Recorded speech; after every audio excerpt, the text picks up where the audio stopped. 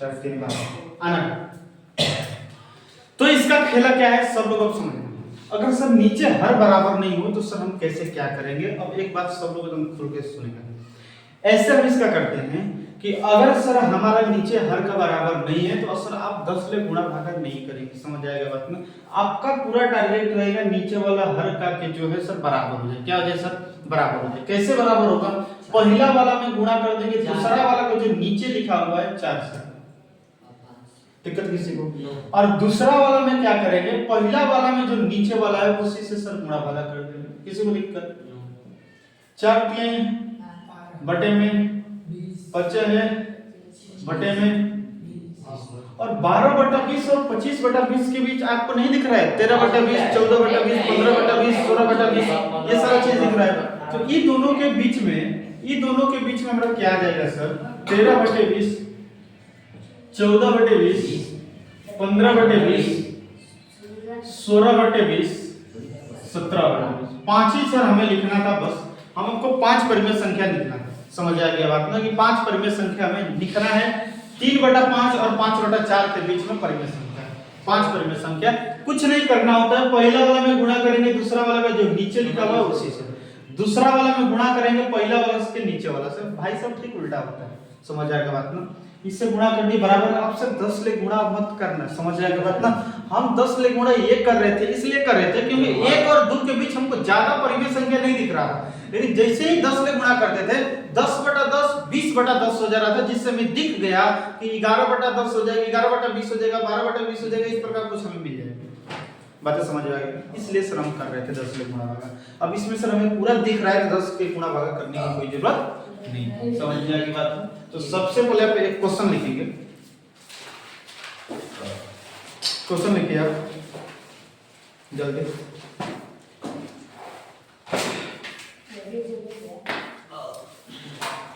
3 बटा 5 एवं 5 बटा 4 के बीच 5 परिमेय संख्या लिखे। 3 बटे 5 और 5 बटे 4 के बीच 5 परिमेय संख्या लिखे। इसको बनाने का तरीका क्या है?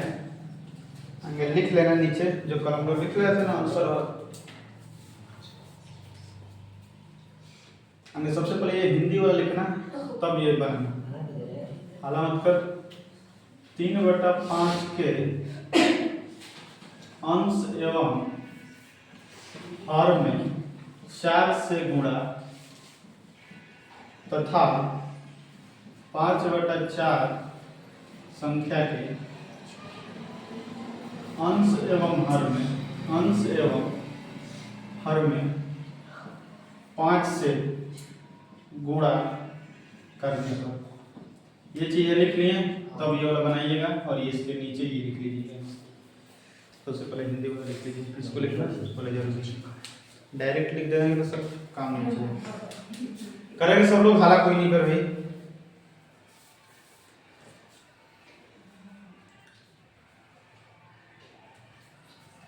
सब लोग कह रहे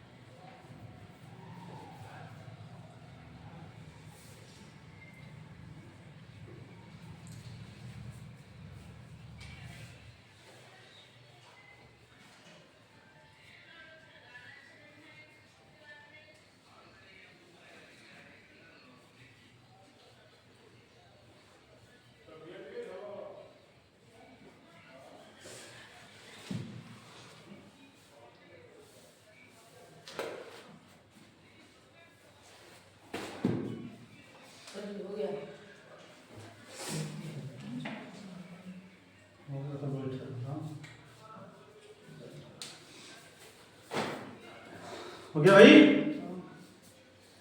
एक क्वेश्चन आपको बनाना है। 2 बटा 5 एवं 4 बटा 3 के बीच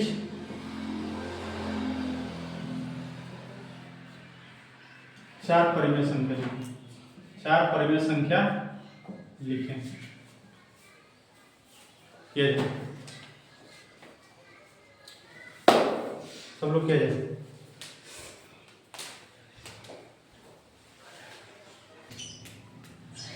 ये हो गया आपको 2/5 और 4/3 के बीच में, 2/5 और 4/3 के बीच में। हम क्या बोले थे, पहला में गुणा किससे करेंगे, दूसरा वाला जो नीचे है उसी से गुणा भागा कर देंगे। एकरा में किससे करेंगे, पहला वाला में नीचे वाला से। 3 दूना 6, 5 3 15, 5 के 20, 5 3 15।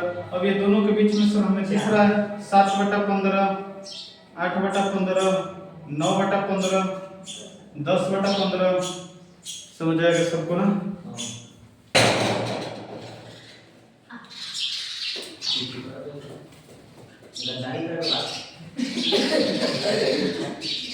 उसको बनाएंगे और चाट कर देंगे। हो गया ना सबको? चलो, चार में लिखना था सर, चार चीजें हो गई, सबको समझ आएगा बात। मतलब ये सब बातें समझ में आई कि सर अगर हर में बराबर ना हो तो कैसे कैसे चीजें हम साथ में लेकर चलते हैं। समझ आएगा बात ना, कैसे बराबर करते हैं, सारा चीज समझ में आ गया। अब हम चलते हैं मैंने प्रश्नावली पे। हालांकि प्रश्नावली आप लोग बना लिए, बट सर बताना तो पड़ेगा। सर अब नहीं करेगा 12/20 सब कटा सकते हैं। हाँ भाई कटेगा तो कटा देना, 12/12 कहाँ है? आओ माता फिर में गया। हां अरे बोकवा नहीं है, अरे सोई लड़ा कटाएगा तो फिर वही वाला दे कटे 4 3 12 4 बजे भी।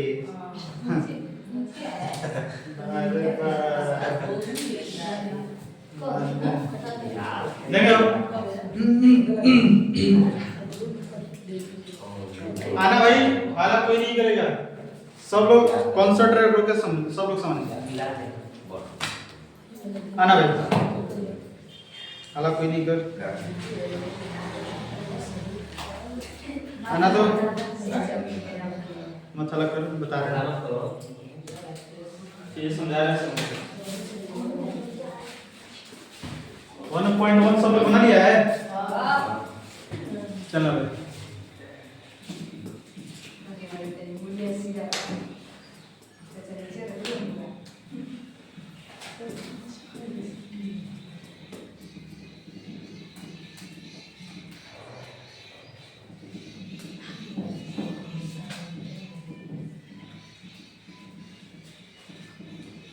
सभी लोग समझना क्या बात है।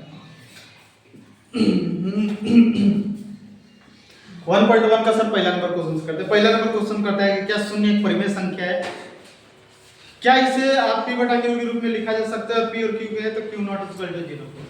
पूछा है क्या 0 एक परिमेय संख्या है, प्रश्नावली 1.1 क्या 0 एक परिमेय संख्या है, तो सर हम ये कह सकते हैं कि हाँ शून्य एक परिमेय संख्या है, शून्य एक परिमेय संख्या है। क्योंकि सर संख्या है, क्योंकि सर हम शून्य को p बटा q के रूप में भी लिख सकते हैं। दूसरा क्वेश्चन 3 और 4 के बीच में 6 परिमेय संख्या लिखना है। 3 और 4 के बीच में कितना परिमेय संख्या, बटा में कुछ नहीं तो, बटा में कुछ नहीं तो 3 और 4 के बीच में 6 को परिमेय संख्या ज्ञात करना है। भाई हम जगवा जाएंगे, सोच रहा 3 और 4 में कौन कौन है, 3 और 4 में हमको 3.5 दिख रहा है। समझ आएगा बात? तो इसके लिए सर हम क्या करेंगे, 10 से गुणा भागा कर देंगे, नीचे बराबर है तो 10 से गुणा भागा सर करेंगे, 30 बटे में 10 हो जाएगा, 40 बटे में 10 हो जाएगा। ये दोनों के बीच में आएगा 31 बटे 10, 32 बटे 10, 33 बटे 10, 34 बटे 10, 35 बटे 10। किसी को दिक्कत और 10 से भाग देंगे तो 3.1 3.2 3.3 3.3 इससे समझ आएगा। आने लगे हो गया। क्वेश्चन नंबर 3 क्वेश्चन नंबर 3 है 3/5 4/5 के बीच 5 को परिमेय संख्या, 3/5 और ये 4/5 नीचे बराबर है तो 10 से गुणा भागा, 10 बटे 30 बटे 40 बटे 50 कर देंगे, 31 बटे 50, 32 बटे 50, 33 बटे 50, 34 बटे 50 और 35 बटे 50। सही सर, मैं 5 लिखना था, 5 हो गया, कोई दिक्कत नहीं, कोई प्रॉब्लम्स नहीं। आना भाई, सत्य सत्य बताना है। प्रत्येक प्राकृत एक पूर्ण संख्या हो सकती है। आना भाई, चीज हम थोड़ा समझना। क्या प्रत्येक पूर्ण संख्या हो सकती है? प्रत्येक प्राकृतिक संख्या पूर्ण संख्या हो सकती है। प्राकृतिक संख्या का उदाहरण होता है सर 1 2 3 और इस तरह, लेकिन पूर्ण संख्या का होता है खाली 0 शामिल कर देंगे, राइट। प्राकृतिक पूर्ण हो सकता है, इसका मतलब कि क्या प्राकृतिक संख्या का जितना एग्जांपल है वो पूर्ण संख्या में आता है। तो देख रहे हैं कि सर ये 1 2 3 4 1 2 3 4 सब हमारा आ रहा है पूर्ण संख्या में, मतलब ये सर क्या होगा? सत्य होगा। पहला क्या होगा? सत्य। दूसरा, प्रत्येक पूर्णांक एक पूर्ण संख्या हो सकती है। प्रत्येक पूर्णांक, आना तो भाई, प्रत्येक पूर्णांक होता है धनात्मक, ऋणात्मक, शून्य। दिक्कत? परिमेय पूछा है ना? परिमेय होता है 2 3 4 पूर्ण, आना भाई, पूर्ण है 1 0 1 2 3 हो गया। भाई एक चीज बता, इसका मतलब ये कि पूर्णांक पूर्ण हो सकता है, इसका मतलब ये कि पूर्णांक का जितना जो एग्जांपल है पूर्ण में आता है। भाई सब आता है लेकिन नेगेटिव नहीं आता है, असत्य होगा। समझ आएगा बात ना? तीसरा, प्रत्येक परिमेय एक पूर्ण हो सकता है। प्रत्येक परिमेय पूर्ण हो सकता है, आना है, परिमेय पूर्ण हो सकता है कि नहीं? परिमेय का एग्जांपल 1/2 5 6/4 ये हो जाएगा। पूर्ण क्या होता है? पूर्ण पूछा है ना? पूर्ण 0 1 2 3 4। भाई सब ध्यान दे, परिमेय पूर्ण हो सकता है कि नहीं? भाई सब नहीं हो सकता है, क्योंकि परिमेय में तरफ बट्टा भी आता है, पूर्ण में कभी भी तरफ बट्टा मतलब क्या हो जाएगा? असत्य। किसी को कुछ प्रॉब्लम? बहुत सिंपल बात है, इसका कहने का मतलब ये हो सकता है, इसका मतलब है कि इसका पूरा एग्जांपल उस वाला में आएगा। बहुत सिंपल बात है भाई, सब खत्म मन पड़ रहा। दिक्कत? आज का हमारा पूरा क्लास जो भी था वो सब खत्म हुआ। अब हम लोग जानेंगे नए टॉपिक के बारे में। हेडिंग डाला जाए अपरिमेय।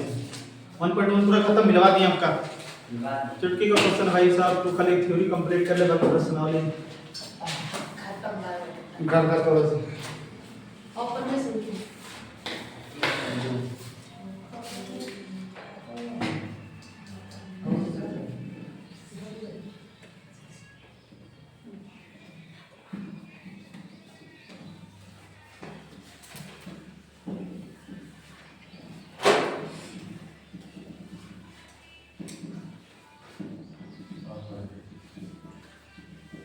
हो गया अपरिमेय संख्या।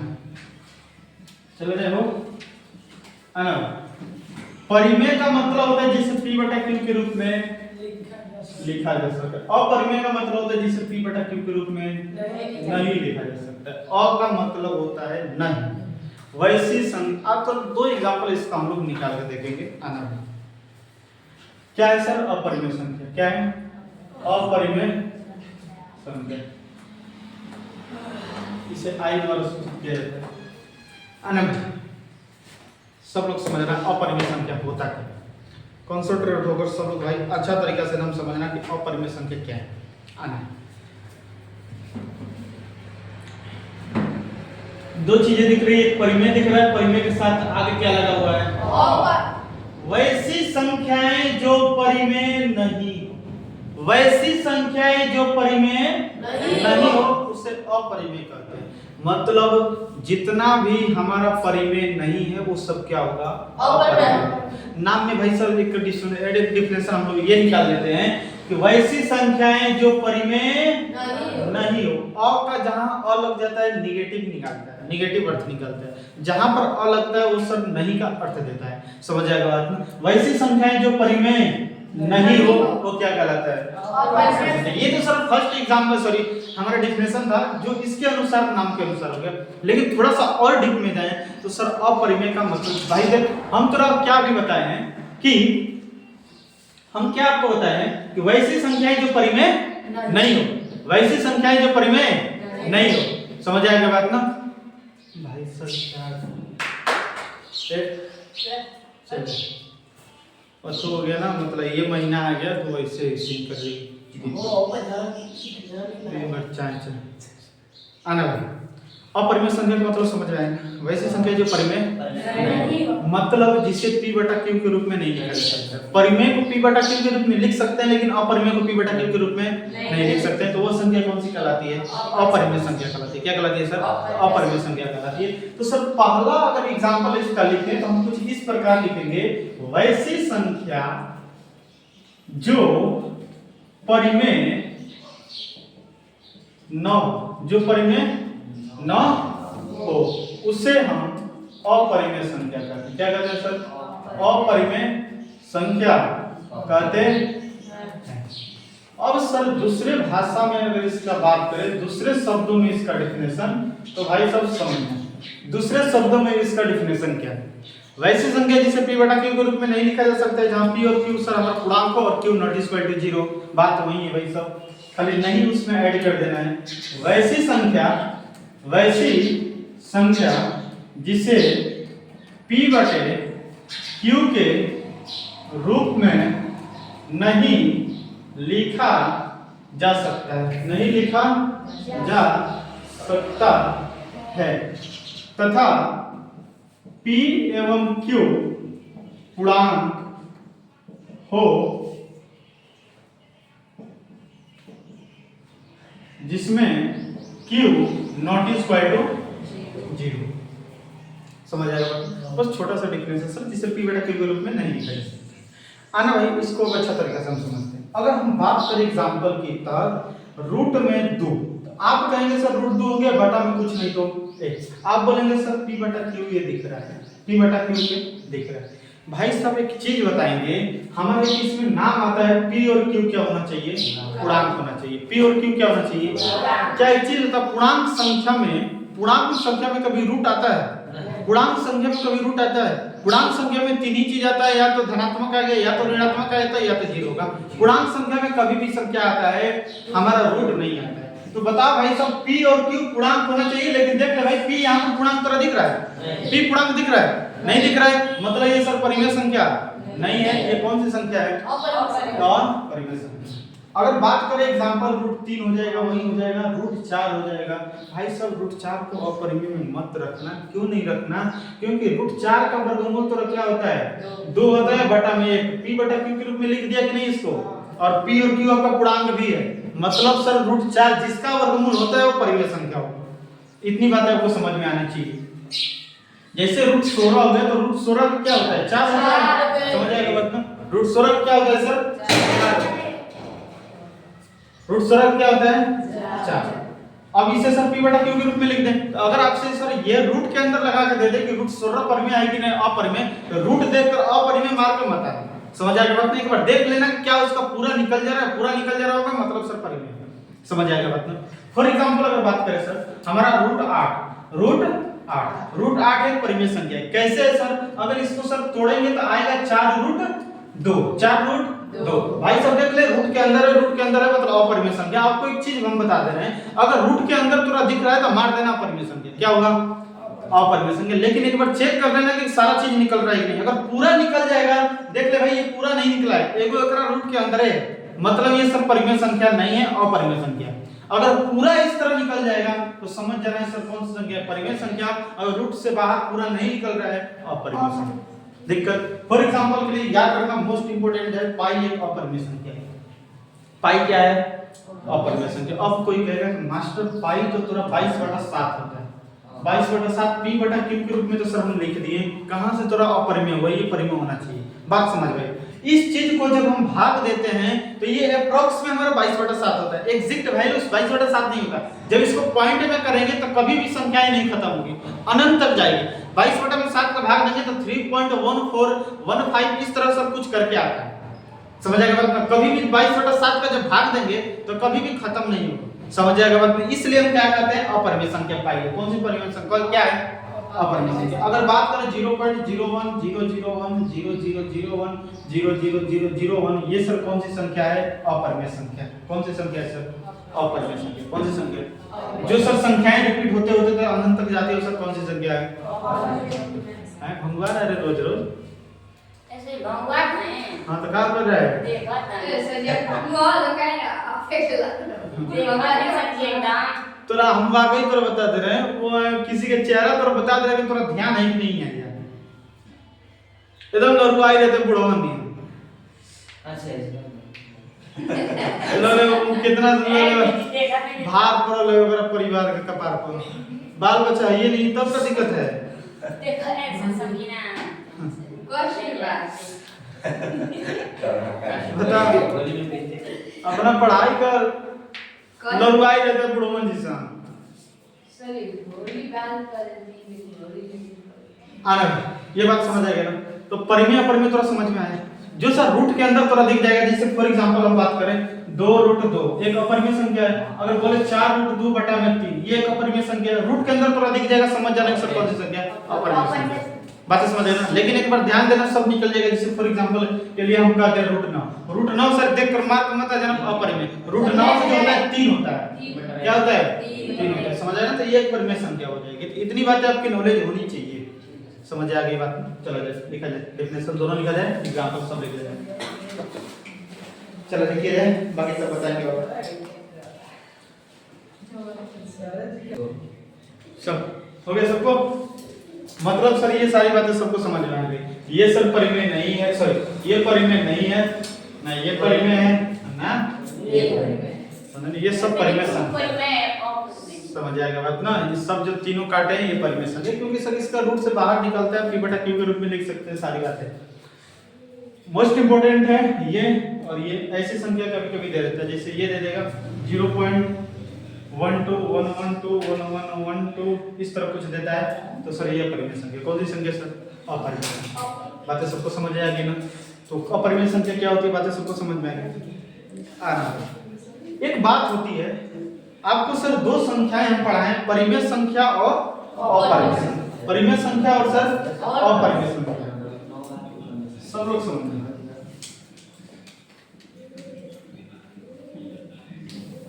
परिमेय और अपरिमेय पढ़े हम। इन्हीं दोनों परिमेय संख्या को परिमेय संख्या और अपरिमेय संख्या, और ये दोनों अपरिमेय संख्या को जब जोड़ देते हैं तो मिलता है वास्तविक संख्या। क्या मिलती है? वास्तविक संख्या। वास्तविक संख्या। तो वास्तविक संख्या किसे कहते हैं? परिमेय संख्या और अपरिमेय संख्या के समूह को क्या कहते हैं? दिक्कत परिमेय संख्या और अपरिमेय संख्या को पढ़ाई का पढ़ाई, इसलिए तो पढ़ रहे हैं। कहाँ पढ़ रहे रे? गेना खेल रहा है। वे तो बोल रहे पढ़ाई में मन नहीं लग रहा है, पढ़ाई कर ले। बुढ़ौनी झूलल रहा है। थोड़ा सा भाई साहब लड़का है, थोड़ा सा अच्छा लगेगा। बाकी बुढ़ापा आएगा तो इसी तरह नहीं है। परिमेय संख्या और अपरिमेय संख्या के सर समूह को क्या कहते हैं? वास्तविक संख्या कहते हैं। क्या कहते हैं? वास्तविक संख्या कहते हैं। इसे हम q द्वारा सूचित करते हैं, इसे हम i द्वारा सूचित करते हैं, इसे हम r रियल नंबर। समझ आएगा बात ना। तो वास्तविक संख्या किसे कहते हैं? परिमेय संख्या और अपरिमेय संख्या के योग को क्या कहते हैं? दिक्कत वास्तविक, हाँ वास्तविक संख्या आइडिकल है। वास्तविक संख्या, वास्तविक संख्या, वास्तविक संख्या। परिमेय संख्या, परिमेय एवं अपरिमेय, अपरिमेय संख्या के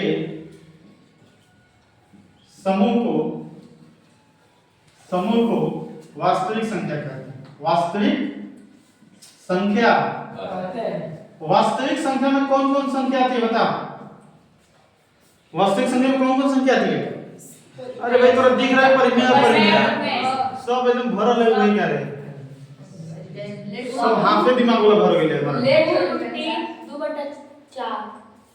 तो भाई सब वास्तविक संख्या में थोड़ा दिख रही तो संख्या का योग होता है। एक वास्तविक संख्या सर एक का परिमेय एक अपरिमेय।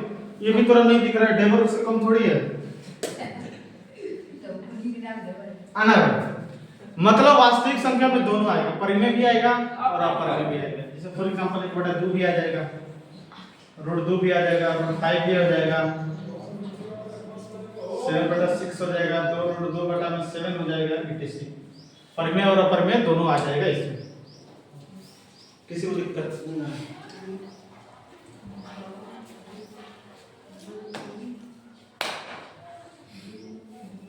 किसी को कुछ प्रॉब्लम? अब थोड़ा सा सर एक टॉपिक जाने के 2 मिनट का बस।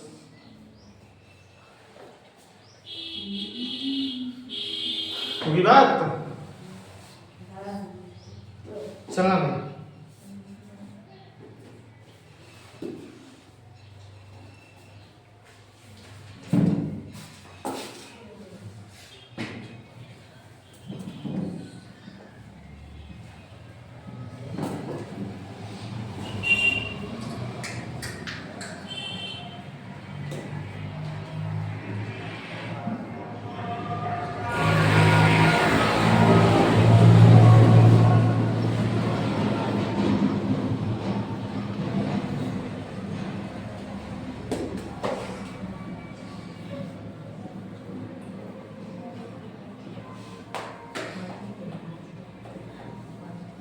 चला जाए